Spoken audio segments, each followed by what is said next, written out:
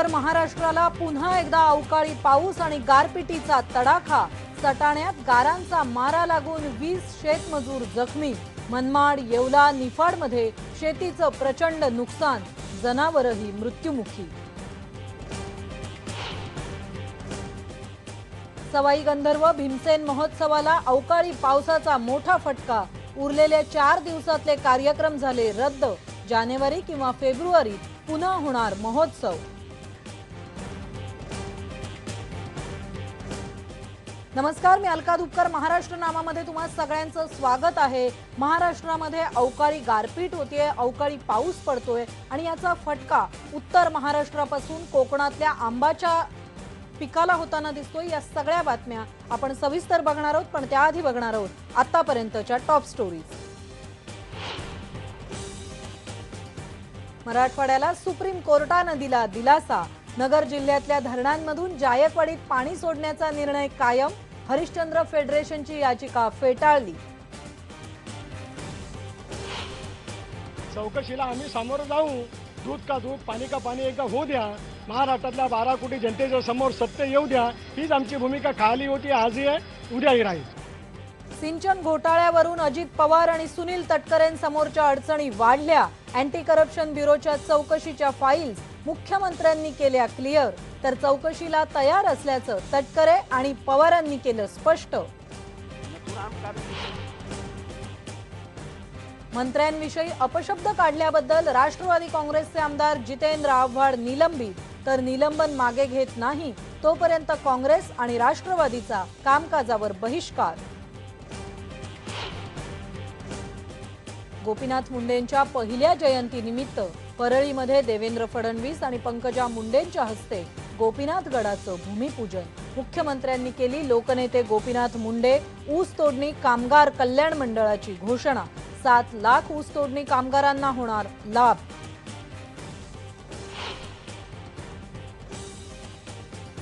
नांदेडमध्ये अंशकालीन कला शिक्षकाची आत्महत्या। गेल्या वर्षी झालेली नियुक्ती राज्य सरकारने केली रद्द। आत्महत्या करण्यापूर्वी लिहिलेल्या चिठ्ठीत शिक्षण मंत्री आणि शिक्षण सचिवांना ठरवलं जबाबदार। नातलगांनी केली गुन्हा दाखल करण्याची मागणी। आणि बेळगाव मधल्या नाट्य संमेलन प्रकरणात आता कन्नड संघटनेचीही उडी। नाट्य संमेलनात बेळगावी असा उल्लेख करण्याची केली मागणी।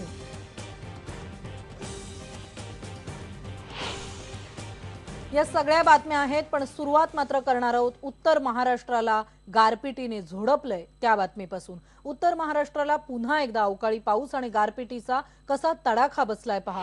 गारपिटीमुळे इथं द्राक्ष, डाळिंब आणि कांदा पिकाचं प्रचंड नुकसान झालंय। मनमाड असेल, येवला असेल, या तालुक्यांना सर्वाधिक फटका बसलाय।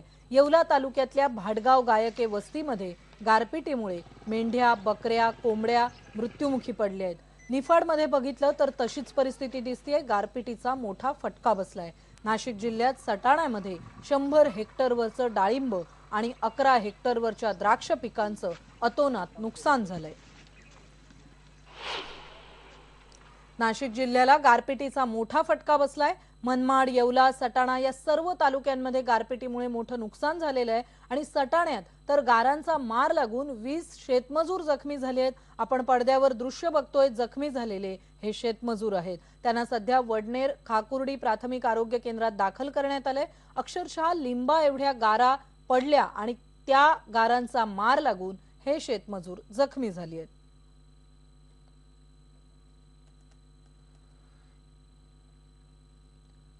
येवला तालुक्यातल्या भाडगाव गायके वस्तीमध्ये गारपिटीमुळे मेंढ्या, बकऱ्या, कोंबड्या मृत्युमुखी पडल्या आहेत। शेकडो क्विंटल कांदा इथे भिजून सडून गेलाय। वडनेर भैरवमध्ये शेतीचं इतकं नुकसान झालंय। मालेगाव तालुक्यातल्या तरवाडामध्ये डाळिंबाच्या बागा अशा उद्ध्वस्त झाल्या आहेत। कांदा, मका या सर्व पिकाला गारपिटीने झोडपून काढलेला आहे। निफाडला देखील गारपिटीचा मोठा फटका बसलाय। नाशिक जिल्ह्यात सटाण्यामध्ये 100 हेक्टरवरचं डाळिंब आणि 11 हेक्टरवरचा द्राक्ष पिकांचं नुकसान झालेलं आहे। आताच आपण बघितलेलं आहे की कशा पद्धतीने हा फटका बसलाय। धुळे असेल, धुळे शहर असेल, धुळे तालुका आणि साक्री तालुक्यात देखील अवकाळी पावसाच्या जोरदार सरी पडलेल्या आहेत।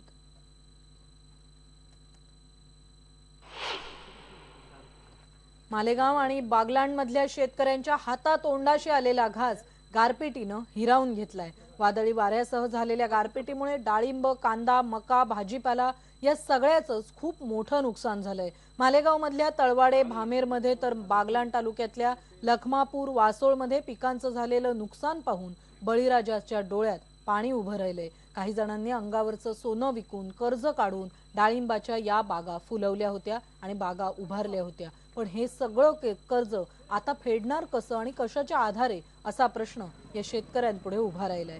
सरकारनं गारपीटग्रस्त शेतकऱ्यांना मदत करावी अशी रास्त अपेक्षा शेतकरी व्यक्त करतायत। कोकणात देखील अवकाळी पावसानं आज अचानक हजेरी लावलेली आहे। वादळी वाऱ्यासह पडलेल्या या अवकाळी पावसामुळे आंबा बागायतीचं मात्र चांगलंच नुकसान झालंय। आधीच अतिवृष्टीमुळे भात शेतीचं नुकसान झालं होतं आणि त्यानंतर आलेल्या या अवकाळी पावसामुळे आंबा शेतीला मोठा फटका बसतोय। ऐन आंब्याच्या झाडाला मोहर आलेला असताना पावसामुळे हा मोहर आणि आंबे कैऱ्या ज्या आहेत नुकत्याच लागतायत त्या गळून पडतील असं चित्र सध्या कोकणातल्या बागांमध्ये पाहायला मिळतंय। या अवकाळी पावसामुळे शेकडो हेक्टरवर असलेल्या आंबा बागायतदारांच्या तोंडाशी आलेला घास वाया जाईल अशी भीती निर्माण झाली आहे। आणि अशामध्येच सरकारने आजवर कोकणातल्या शेतकऱ्यांच्या तोंडाला पानं पुसली आहेत असा संतापही शेतकरी व्यक्त करतोय। आंबा बागायतदार सध्या चिंताग्रस्त आहेत।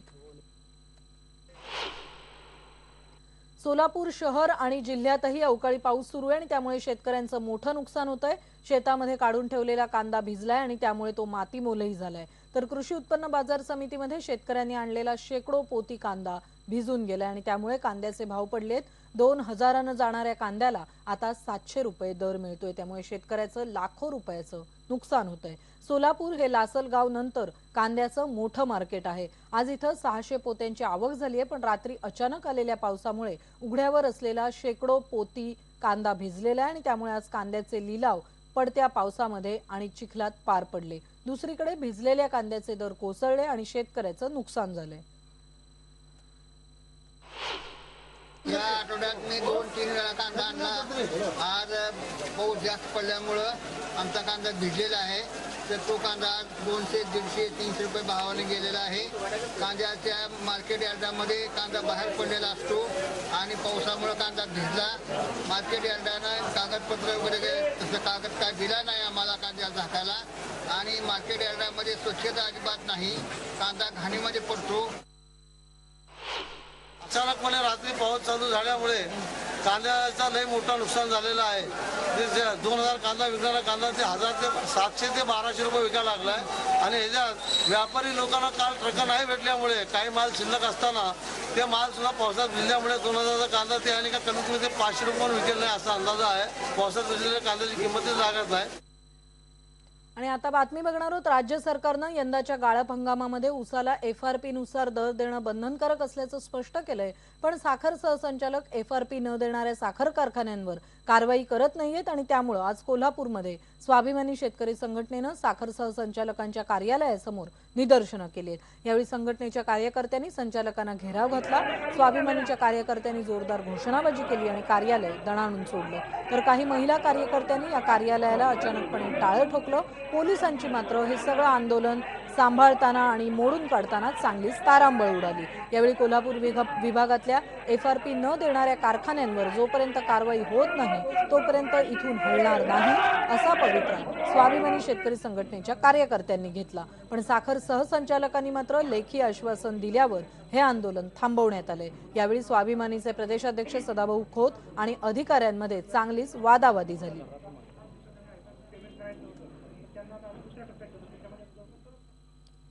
सुप्रीम कोर्टाच्या एका अत्यंत महत्त्वाच्या निर्णयामुळे मराठवाड्याला दिलासा मिळाला आहे। अहमदनगर जिल्ह्यातल्या मुळा आणि भंडारदरा या धरणातून जायकवाडी धरणामध्ये पाणी सोडण्याचा निर्णय कायम ठेवण्यात आलाय। संगमनेरच्या हरिश्चंद्र फेडरेशननं जायकवाडी धरणात पाणी सोडायला स्थगिती द्यावी अशी याचिका सुप्रीम कोर्टात दाखल केली होती, पण ही याचिका सुप्रीम कोर्टानं फेटाळून लावली आहे आणि यासंबंधीचा निर्णय हायकोर्टानं घ्यावा असंही स्पष्ट केलंय।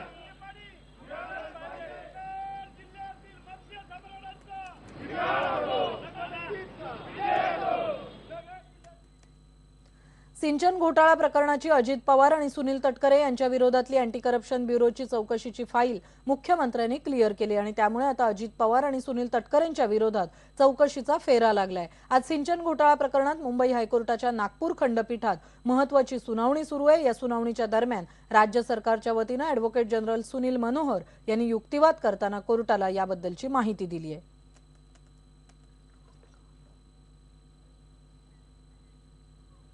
राष्ट्रवादी काँग्रेसचे आमदार जितेंद्र आव्हाड यांना अधिवेशन संपेपर्यंत निलंबित करण्यात आलंय। सभागृहामध्ये मंत्र्यांविषयी अपशब्द काढल्याबद्दल ही कारवाई करण्यात आली आहे, पण या कारवाईचा काँग्रेस आणि राष्ट्रवादीनं निषेध केलेला आहे। निलंबन मागे घेत नाही तोपर्यंत कामकाजावर बहिष्कार टाकण्याचा निर्णय काँग्रेस आणि राष्ट्रवादीनं घेतलाय। निलंबनाचं कारण एकच आहे की भाजपाचे काही ज्येष्ठ मंत्री नथुराम गोडसेंचं प्रकरण मी सभागृहात काढल्यामुळे बॅकफुटवर गेलेली बीजेपी यांना काहीतरी कारण करून मला सभागृहाच्या बाहेर घालवायचं होतं। त्यांनी संसदीय कामकाज मंत्र्यांनी जे निवेदन केलंय त्याच्यामध्ये त्यांनी असं म्हटलंय की बसून आक्षेपार्ह उद्गार काढले। महाराष्ट्राच्या विधानसभेच्या इतिहासामध्ये आजपर्यंत बसून कोण बोलला तर ते कधी रेकॉर्डवर येत नाही, ते ग्राह्य मानलं जात नाही, ते पार्लमेंटरी प्रोसिडिंगचा भाग नसतो आणि जो मी गुन्हा केलाच नाही त्या गुन्ह्याबद्दल मला निलंबित करण्यात आलेलं आहे आणि म्हणून अख्खा पक्ष माझ्या मागे उभा राहिला। या बातमीसोबत महाराष्ट्र नावामध्ये एक ब्रेक घेणार आहोत आणि ब्रेक नंतर पाहणार आहोत गोपीनाथ मुंडेंच्या पहिल्या जयंतीनिमित्त परळीमध्ये गोपीनाथ गडाचं झालं भूमिपूजन।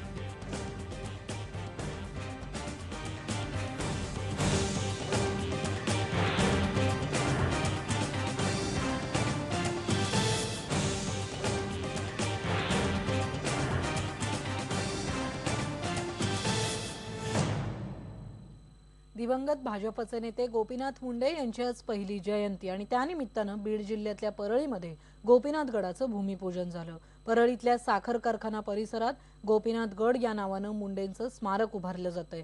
मुख्यमंत्री देवेंद्र फडणवीस, पंकजा मुंडे या सर्वांच्या हस्ते हे भूमिपूजन झालं। यावेळी गोपीनाथ मुंडे यांना श्रद्धांजली वाहण्यासाठी लोकनेते गोपीनाथ मुंडे ऊस तोडणी कामगार कल्याण मंडळाची स्थापना करत असल्याची घोषणा मुख्यमंत्री देवेंद्र फडणवीस यांनी केली आहे। 7 लाख असंघटित ऊसतोड कामगारांना याचा लाभ होईल असंही यावेळी मुख्यमंत्र्यांनी जाहीर केलंय।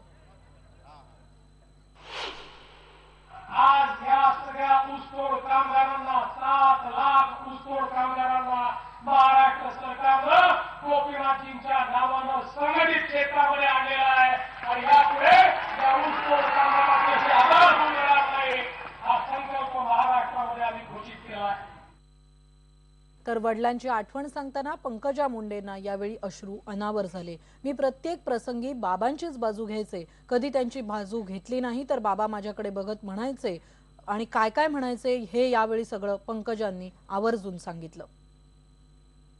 बाबांची जमती म्हणायचे सगळे, तर तुला पटू न पटू तू बाबांचीच बाजू घेते आणि जर चुकून मी बाबांची बाजू नाही घेतली तर बाबा मला म्हणायचे ब्रूटस यू टू, ब्रूटस तू सुद्धा। एवढी त्यांचा माझ्यावर आत्मविश्वास होता, विश्वास होता त्यांना होते तिने माझी बाजू कधीच सोडली। मी आज सांगते बाबा तुम्ही अवघ्या अर्ध्या संसारातून अर्ध्या वाटेवरून आम्हाला सोडला। मी पण असंच म्हटलं ब्रूटस यू टू, अर्ध्या रस्त्यात सोडून गेला, पण मी तुमची साथ सोडणार नाही। तुम्हाला जी अपेक्षित आहे ते मी करून दाखवणार। या कार्यक्रमाला महादेव जानकर, विनायक मेटे हे देखील उपस्थित होते। गोपीनाथ मुंडे आज असते तर मित्रपेक्षांची अवहेलना झाली नसती अशी खंत अगदी मोकळेपणाने महादेव जानकर यांनी यावेळी व्यक्त केली। सीएम साहेब, तुमच्या पक्षाच्या कृपेनं माझी उंची चांगली वाढली, त्याबद्दल मी तुमचं अभिनंदन करतो। तुम्ही आमची उंची वाढवली, परंतु इथून पुढं मुंडे साहेब जर आज असते तर आमच्या मित्रपक्षांची अशी अवहेलना झाली नसती। मुंडे साहेब म्हणून सांगू इच्छितो की बांधवांनो ठीक आहे, आम्ही सक्षम बनण्याचा प्रयत्न करू। आणि या बातम्यांसोबत महाराष्ट्र नामामध्ये एक ब्रेक घेणार आहोत। ब्रेक नंतर पाहणार आहोत सवाई गंधर्व भीमसेन महोत्सवाला अवकाळी पावसाचा फटका।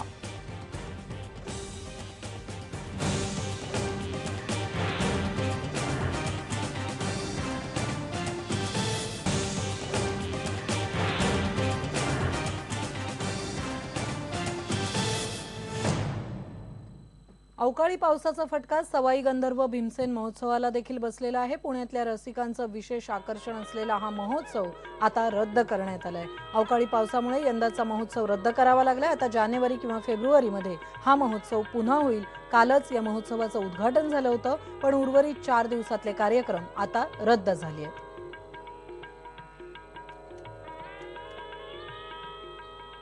आणि महाराष्ट्र नामामध्ये आता इथेच थांबूया। पहा फक्त IBN लोकमत।